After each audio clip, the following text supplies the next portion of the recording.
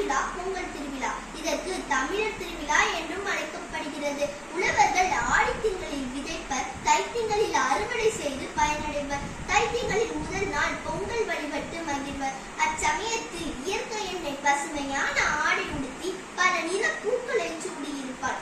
காயும் கனியும் கரும்பும் எங்கு பார்த்தாலும் நிலைத்து காட்சி தரும். உழவர்கள் தன்னுடன் வேலை செய்கின்ற கால்நடைகளையும் இயற்கையையும் இந்நாளில் நன்றியுடன் போற்றுவர். இது உழவர் திருநாள் என்றும் அழைக்கப்படுகிறது. இந்நாள் 2 நாட்கள் முதல் 4 நாட்கள் வரை கொண்டாடப்படுகிறது. இது வட்டராத்திற்கு வட்டரமாக மாறுபடுகிறது. அடுத்ததாக போகி திருநாள். பழையன கழிதலும் புதியன புகுதலும் என்பது ஆண்டோர் மொழி.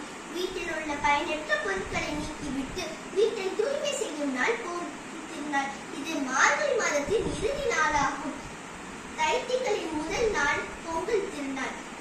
வீட்டு வாசலில் வண்ண கோலமிடுவர், மாவிலை தோரணம் கட்டுவர், புது பானையில் புத்தரிசியோடு வெல்லம், முந்திரி, நெய் ஆகியவற்றை சேர்த்து பொங்கலிடுவர். பொங்கல் என்பதற்கு பொங்கி பெருகி வருவது என்பது பொருளாகும். பொங்கல் பொங்கி வரும் பொழுது எல்லோரும் ஒன்று கூடி பொங்கலோ பொங்கல் என்று மங்கள ஒலி எழுப்பி போற்றுவர். பொங்கல் பொங்கி வரும் பொழுது வாழ்வில் மகிழ்ச்சியும் பொங்கி வரும் என்பது மக்களின் நம்பிக்கையாகும். பொங்கலை பிறருக்கும் கொடுத்து தாமும் உண்டு மகிழ்வர். அடுத்ததாக வருவது மாட்டுப் பொங்கல். இந்நாளில் உழவர்கள் மாடுகளை குளிப்பாட்டுவர். மாடு என்ற சொல்லுக்கு செல்வம் என்பது பொருளாகும்.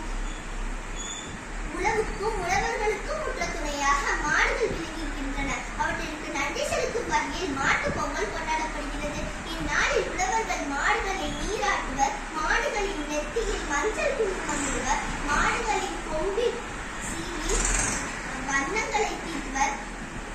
அந்த நாளிலேயோ அல்லது அடுத்த நாளிலேயோ சில ஊர்களில் மஞ்சு விரட்டு நடைபெறும். மஞ்சு விரட்டு என்பது மாடுகளை அடக்கி தள்ளும் வீர விளையாட்டு எனப்படும்.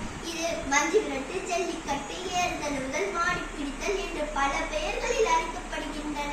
மாட்டுப் பொங்கலுக்கு அடுத்த நாள் காணும் பொங்கல். இந்நாளில் உற்றார், உறவினர் மற்றும் நண்பர்கள் வீட்டிற்கு சென்று அவர்களை கண்டு மகிழ்வர். அவர்களுடன் விரும்பிய இடங்களுக்கு சென்று தன்னுடன் பொழுதை கழிப்பர், மகிழ்வுடன் பொழுதை கழிப்பர். மேலும் பட்டிமன்றங்கள், கலை நிகழ்ச்சிகள் போன்றவற்றை நடத்துவர்.